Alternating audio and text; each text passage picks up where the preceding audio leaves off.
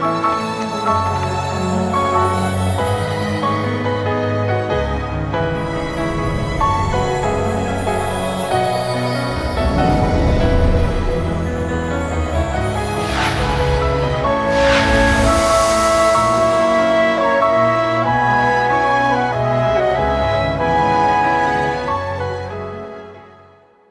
मैं उपदेश शीर्षक आपके पिता कौन है के साथ परमेश्वर के वचन का अध्ययन करना चाहता हूं। मैं आपको एक कहानी बताता हूं जो अमेरिका में हुई थी। एक अकेली माता ने एक बच्चे को जन्म दिया। जैसे जैसे वो बड़ा हुआ, वो किंडरगार्टन जाने लगा और शिक्षिका ने उससे पूछा, आपके पिता कौन है?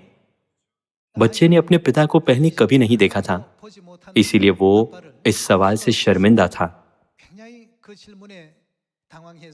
हालांकि प्राथमिक स्कूल में शिक्षक ने उससे वही प्रश्न पूछा, आपके पिता कौन है?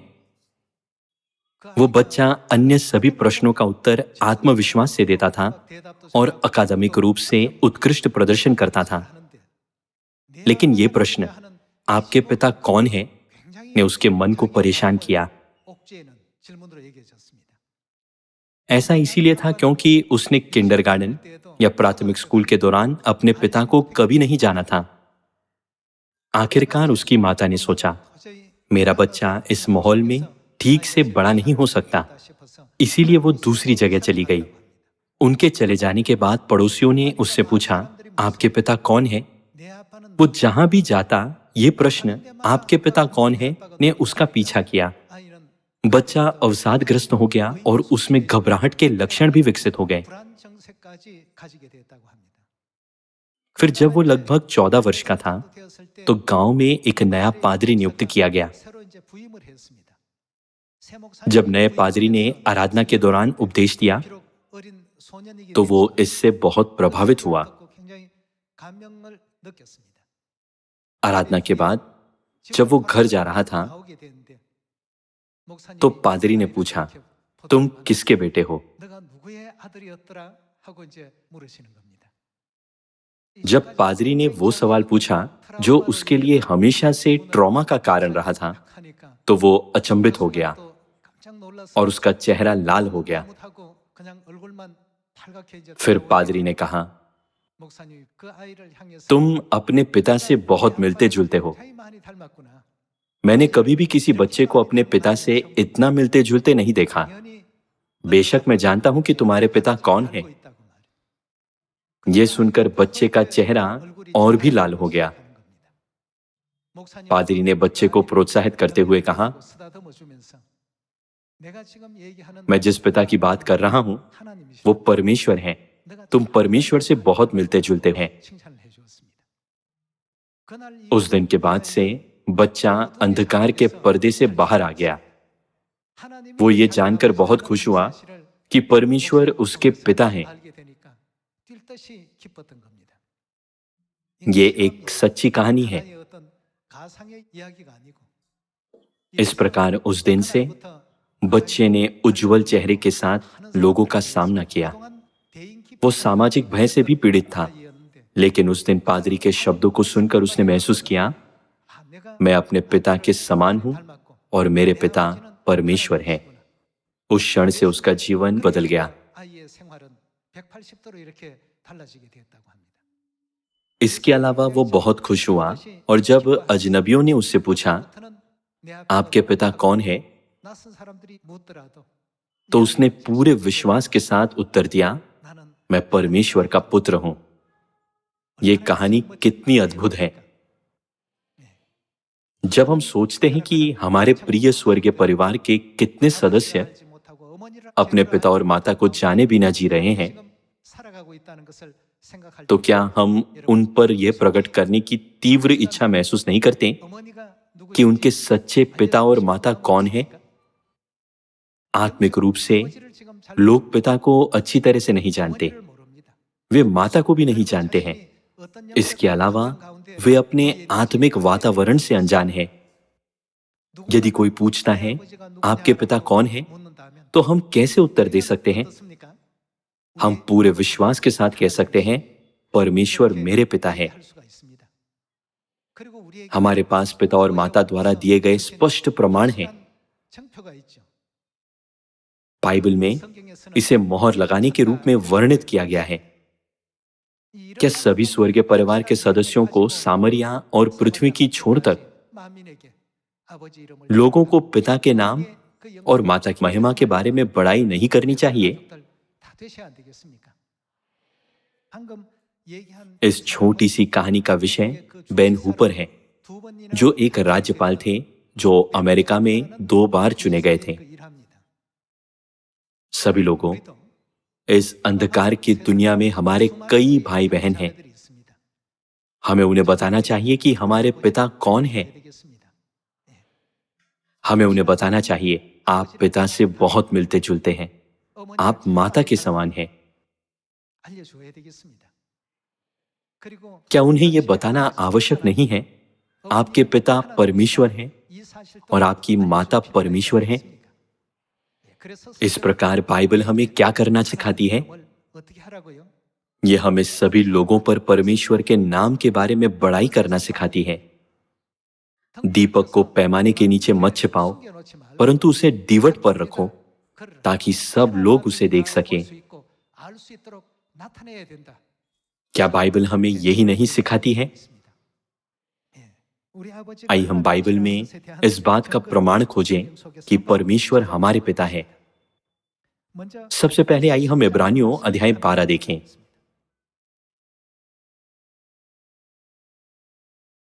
इब्रानियों अध्याय 12 आयत 8, यदि वो ताड़ना जिसके भागी सब होते हैं तुम्हारी नहीं हुई तो तुम पुत्र नहीं पर व्यभिचार की संतान ठहरे।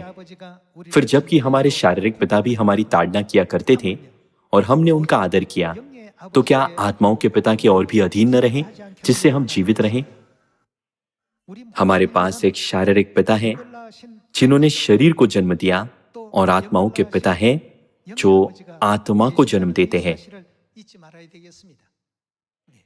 आत्मिक संसार को समझने के लिए क्या परमेश्वर के वचन का अध्ययन करना आवश्यक नहीं है? इस प्रकार हमें इस तथ्य से इनकार नहीं करना चाहिए कि हमारे पास हमारी आत्माओं के पिता हैं। हमारे पास एक आत्मिक पिता है और गलातियों अध्याय 4 के अनुसार और कौन है? हमारे पास एक आत्मिक माता है। इस प्रकार दूसरा कोरिन्थियों अध्याय 6 आयत 17 से 18 के अनुसार हम क्या कहते हैं? हम परमेश्वर के बेटे और बेटियां कहलाते हैं। आज संसार में चर्च भी इस बात पर जोर देते हैं कि वे परमेश्वर की संतान हैं, लेकिन परमेश्वर ने हमें स्पष्ट प्रमाण दिया कि हम उनकी संतान हैं। पिता ने हमारे माथे पर अपनी मोहर लगाई। किसके द्वारा? फसह के लहू के द्वारा। पारिवारिक संबंध लहू से बनता है। इस प्रकार इसे लहू संबंध के रूप में जाना जाता है। आइए हम निर्गमन अध्याय 12 देखें।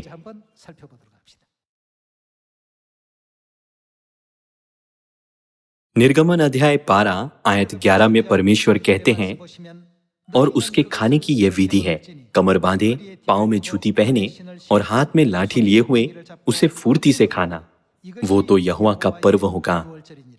आयत 12, क्योंकि उसी रात को मैं मिस्र देश के बीच में होकर जाऊंगा और मिस्र देश के क्या मनुष्य क्या पशु सबके पैलोठों को मारूंगा और मिस्र के सारे देवताओं को भी मैं दंड दूंगा। मैं यहोवा हूं। और जिन घरों पर तुम रहोगे उन पर वो लहू, ये फसे के मेमने का लहू है। और ये लहू क्या ठहरेगा? अंग्रेजी बाइबल में ये लिखा है कि ये एक साइन होगा। दूसरे शब्दों में ये एक छाप या एक हस्ताक्षर है। वो लहू तुम्हारे लिए चिन्ह ठहरेगा, अर्थात मैं उस लहू को देखकर तुमको छोड़ जाऊंगा। और जब मैं मिस्र देश के लोगों को मारूंगा तब वो विपत्ति तुम पर न पड़ेगी और तुम नष्ट न होगे। और वो दिन तुमको स्मरण दिलाने वाला ठहरेगा और तुम उसको यहोवा के लिए पर्व करके मानना। वो दिन तुम्हारी पीढ़ियों में सदा की विधि जानकर पर्व माना जाए। फिर फसह के मेमने का लहू किसके चिन्ह को दर्शाता है? यह परमेश्वर के चिन्ह को दर्शाता है। चूंकि यह परमेश्वर का हस्ताक्षर है, इसीलिए नए नियम के समय में यीशु ने फसह की रात पर जोर दिया, ये कटोरा मेरे उस लहू में जो तुम्हारे लिए बहाया जाता है नई वाचा है। इसीलिए चूंकि फसह के मेमने का लहू परमेश्वर के लहू को संकेत करता है, परमेश्वर ने उन घरों की रक्षा की और नष्ट करने वाले स्वर्गदूत ने उन पर विपत्ति नहीं डाली। उनमें परमेश्वर के हस्ताक्षर थे जो दिखाता है इस स्थान पर कोई विपत्ति न आएगी। यही अब हमारे माथे पर लगाया गया है। भले ही हम इसे अपनी शारीरिक आंखों से नहीं देख सकते, लेकिन नष्ट करने वाले स्वर्गदूत और न्याय करने वाले स्वर्गदूत इसे स्पष्ट रूप से देख सकते हैं। आज परमेश्वर द्वारा चुने जाने के बाद हम नई वाचा के मार्ग का पालन करते हुए विश्वास के मार्ग पर चल रहे हैं, जो पिता का मार्ग, माता का मार्ग और एक राजा का मार्ग। इसीलिए हमें इस पर गर्व करना चाहिए। यदि कोई पूछता है आपके पिता कौन है, तो जवाब देने में संकोच न करें। परमेश्वर मेरे पिता है, जिनका नाम पवित्र आत्मा के युग में मसीह आन सांग होंग है। 2000 साल पहले पुत्र के युग में उनका नाम यीशु था। पिता के युग में मेरे पिता को यहोवा नाम से पुकारा गया। हमें यह विश्वास के साथ कहना चाहिए, केवल वे लोग जो फसह मनाते हैं उन्हें परमेश्वर को पिता और माता कहने का अधिकार है। आइए हम इसकी थोड़ी और जांच करें। आइए हम मत्ती अध्याय 26 पर जाएं।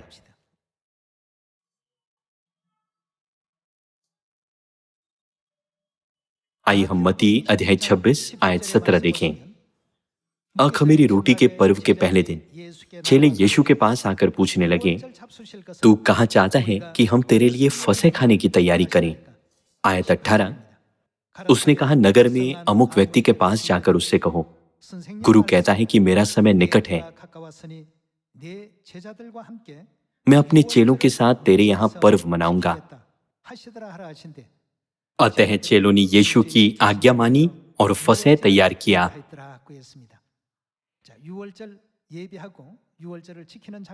आइए आयत 26 में फसह मनाने का दृश्य देखें। आयत 26, जब वे खा रहे थे तो यीशु ने रोटी ली और आशीष मांगकर तोड़ी और चेलों को देकर कहा, लोग खाओ, ये मेरी देह है। फिर उसने कटोरा लेकर धन्यवाद किया। इस कटोरे में फसह का दाख मधु है। उन्होंने कटोरा लेकर धन्यवाद किया और उन्हें देकर कहा, तुम सब इसमें से पियो, क्योंकि ये वाचा का मेरा वो लहू है जो बहुतों के लिए पापों की क्षमा के निमित्त बहाया जाता है। फसह की रोटी और दाख मधु के माध्यम से यीशु अपने मांस और लहू का अर्थ प्रकट करते हैं। जिनके माथे पर मसीह के लहू की मोहर लगाई गई है, उन्हें ये कभी नहीं भूलना चाहिए कि उनका वर्तमान जीवन एक राजा का जीवन है।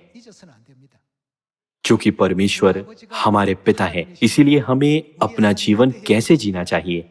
क्या हमें परमेश्वर की संतान कहलाने के योग्य नहीं होना चाहिए? पिता और माता की संतान के रूप में क्या हमें शब्दों, कार्यों, विचारों और व्यवहारों में पिता और माता की संतानों के अनुरूप जीवन नहीं जीना चाहिए? आइए हम प्रकाशित वाक्य अध्याय 7 आयत 1 देखें।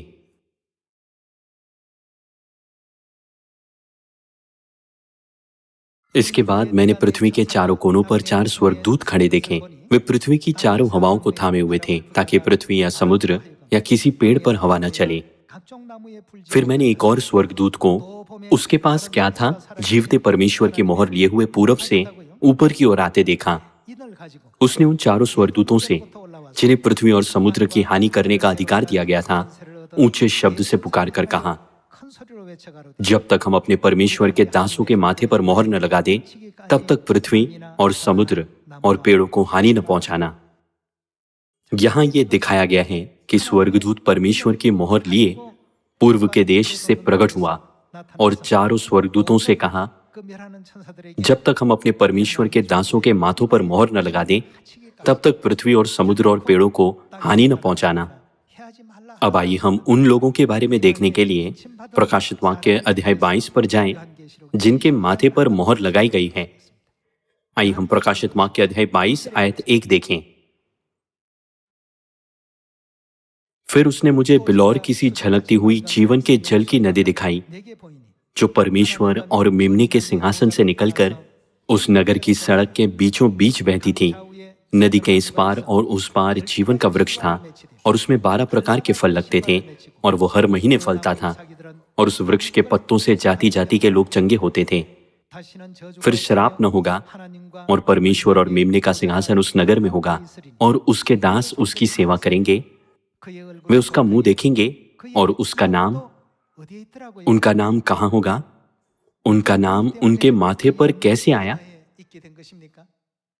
प्रकाशित वाक्य अध्याय 7 के अनुसार परमेश्वर की मोहर कहाँ लगाई गई थी? ये उनके माथे पर लगाई गई थी। वे उनका मुंह देखेंगे, और उसका नाम उनके माथों पर लिखा हुआ होगा। पूर्व में आमतौर पर मोहर का प्रयोग किया जाता है, जबकि पश्चिम में हस्ताक्षर या चिन्ह का प्रयोग किया जाता है। फिर भी इसका एक ही अर्थ है।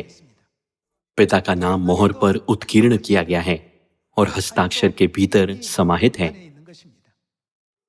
तब यशाया अध्याय 52 के अनुसार यदि हम परमेश्वर की प्रजा हैं, अर्थात परमेश्वर की संतान हैं, तो हमें क्या जानना चाहिए? परमेश्वर कहते हैं, मेरी प्रजा को मेरा नाम जानना चाहिए। यदि उनके माथे पर गलत नाम लिखा हो, तो क्या ये एक बड़ी समस्या नहीं होगी? उनके पास परमेश्वर का नाम होना चाहिए।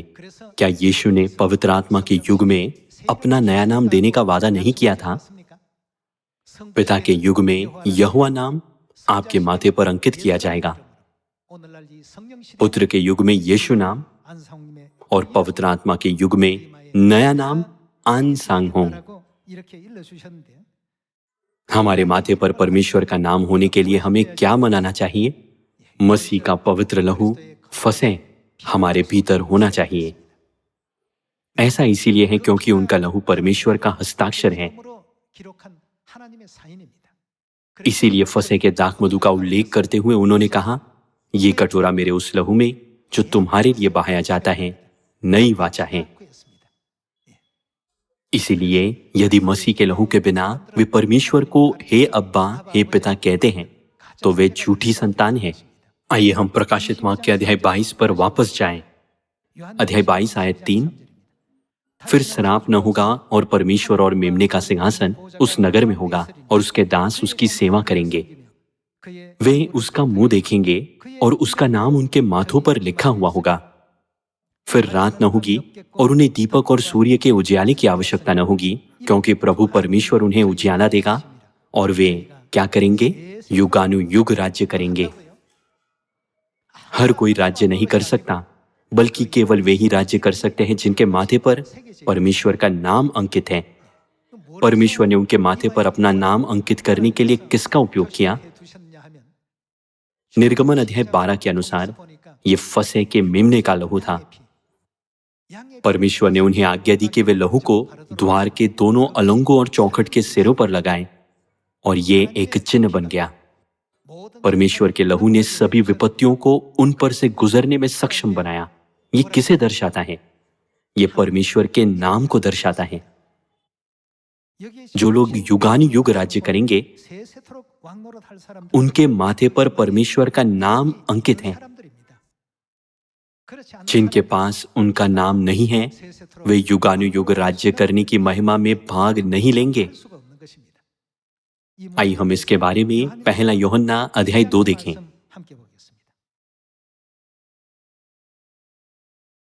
पहला यूहन्ना की पुस्तक अध्याय 2 आयत 25। और जिसकी उसने हमसे प्रतिज्ञा की वो क्या है? वो अनंत जीवन है। बाइबल गवाही देती है कि परमेश्वर ने अपनी संतानों को अनंत जीवन देने का वादा किया है। परमेश्वर ने मानव जाति को अनंत जीवन देने के लिए अपना मांस और लहू दिया, और नई वाचा फसे की स्थापना की, ताकि वे उनका मांस और लहू प्राप्त कर सकें। परमेश्वर की प्रतिज्ञा केवल ऐसे लोगों के लिए है। फिर पहले यूहन्ना अध्याय 5 के माध्यम से आइए हम उन लोगों के प्रमाण की पुष्टि करें जिनके पास अनंत जीवन है और जिनके पास नहीं है। आइए हम पहले यूहन्ना अध्याय 5 आयत 11 देखें। और वो गवाही यही है कि परमेश्वर ने हमें क्या दिया है? गवाही ये है कि परमेश्वर ने हमें अनंत जीवन दिया है। लोग कहते हैं यदि हम विश्वास करें तो हम अनंत जीवन प्राप्त करेंगे। लेकिन क्या परमेश्वर ने नई वाचा के नियमों को स्थापित नहीं किया ताकि हम केवल विश्वास के द्वारा अनंत जीवन प्राप्त करने के बजाय मसीह के मांस और लहू में भाग ले सकें? वो सत्य क्या है? उन्होंने अपनी संतानों को जीवन का सत्य, फसह की शिक्षा दी। जो मेरा मांस खाता और मेरा लहू पीता है, अनंत जीवन उसी का है और मैं उसे अंतिम दिन फिर जिला उठाऊंगा। ये यूहन्ना अध्याय 6 आयत 54 में लिखा गया है। तब पहला यूहन्ना अध्याय 5 आयत 11 के अनुसार गवाही क्या है? परमेश्वर ने हमें क्या दिया है? तब पहला यूहन्ना अध्याय 2 क्या कहता है कि ये अनंत जीवन किसे दिया गया है? अनंत जीवन परमेश्वर की अपनी संतानों से की गई प्रतिज्ञा है और ये हमें फसह के द्वारा दिया गया है। निर्गमन अध्याय 12 में परमेश्वर ने फसह के मेमने के लहू को लगाने की आज्ञा दी और पहला कोरिन्थियों अध्याय 5 आयत 7 में क्या ये नहीं लिखा कि मसीह फसह का मेमना है?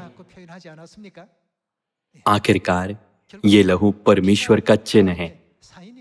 ये परमेश्वर की मोहर, उनका हस्ताक्षर है। इसीलिए सभी विपत्तियां गुजर जाती है और हम परमेश्वर को हे अब्बा, हे पिता कह सकते हैं। प्रकाशित वाक्य अध्याय 22 में उन लोगों के माथे पर क्या है जो युगानुयुग महिमामय संसार में राज्य करेंगे जहां मृत्यु नहीं है? मेमने का नाम उन पर लिखा है। उनके पास वो नाम होना चाहिए। तब क्या परमेश्वर के लोगों को परमेश्वर का नाम जानना चाहिए या नहीं? उन्हें यह पता होना चाहिए। आइए यशाया अध्याय 51 आयत 7 देखें।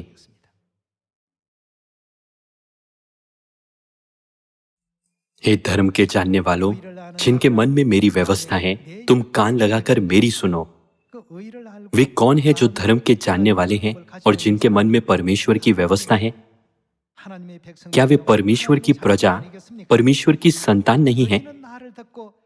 मनुष्यों की नामधराई से मत डरो और उनके निंदा करने से विस्मित न हो, क्योंकि घुन उन्हें कपड़े के समान और कीड़ा उन्हें उनके समान खाएगा। परंतु मेरा धर्म अनंत काल तक और मेरा उद्धार पीढ़ी से पीढ़ी तक बना रहेगा। परमेश्वर की संतानों के संबंध में आइए हम अध्याय 52 आयत 5 के साथ जारी रखें। इसीलिए यहोवा की यह वाणी है कि मैं अब यहाँ क्या करूं, जबकि मेरी प्रजा सेतमेत हर ली गई है। यहोवा यह भी कहता है कि जो उन पर प्रभुता करते हैं वे उद्यम मचा रहे हैं और मेरे नाम की निंदा लगातार दिन भर होती रहती है। इस कारण मेरी प्रजा मेरा नाम जान लेगी। परमेश्वर की संतानें मेरी प्रजा की श्रेणी में भी आती हैं। परमेश्वर की संतानों को परमेश्वर का नाम जानना चाहिए। आज जब हम पूछते हैं पिता के युग में परमेश्वर का नाम क्या है, तो जो कोई बाइबल को थोड़ा भी समझता है वे कहेंगे यहोवा। पुत्र के युग के बारे में क्या? वे कहेंगे यीशु। तब पवित्र आत्मा के युग में परमेश्वर का नाम क्या है वे नहीं जानते।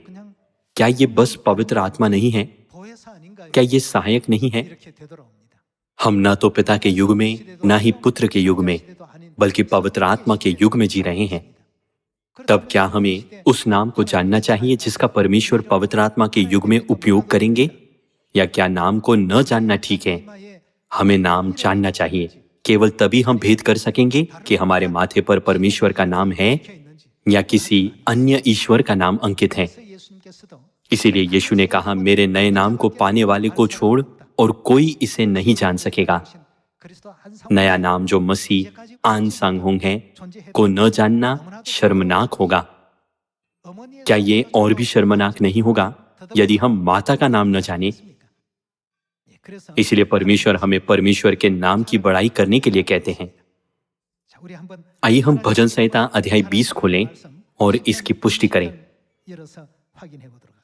आइए हम भजन संहिता अध्याय 20 आयत 7 देखें।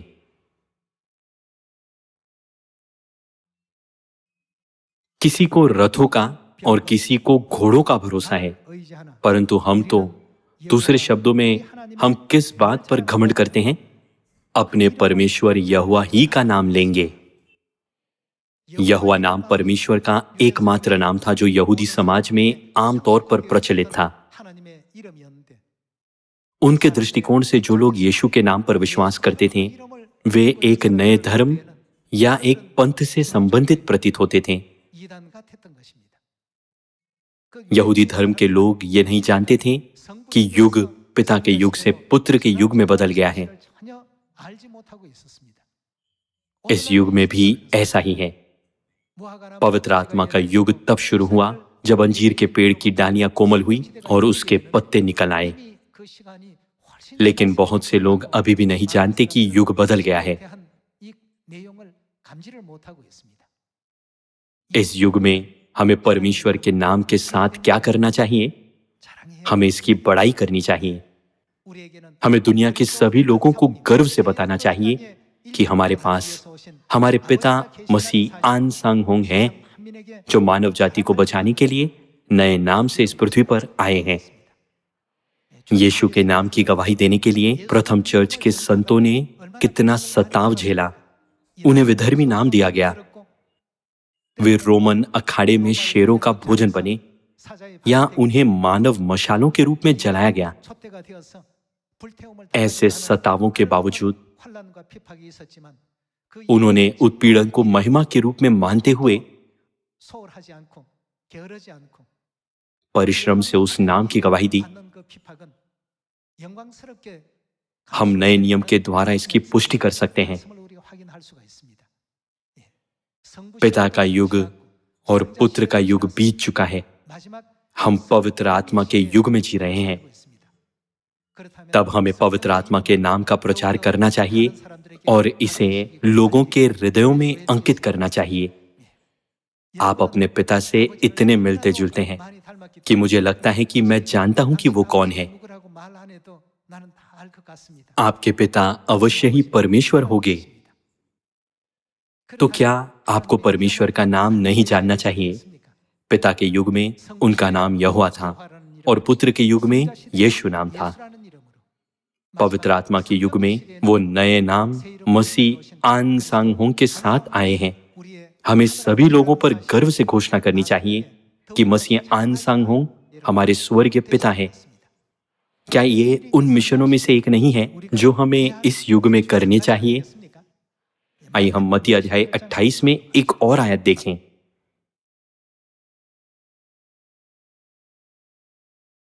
आइए हम मत्ती अध्याय 28 आयत 18 देखें। यीशु ने उनके पास आकर कहा, स्वर्ग और पृथ्वी का सारा अधिकार मुझे दिया गया है। इसलिए तुम जाओ, सब जातियों के लोगों को चेला बनाओ और हमें उन्हें किस नाम से बपतिस्मा देना चाहिए? जब हम बहुत से लोगों से बात करते हैं तो वे पिता के नाम को यहोवा और पुत्र के नाम को यीशु के रूप में स्वीकार करते हैं,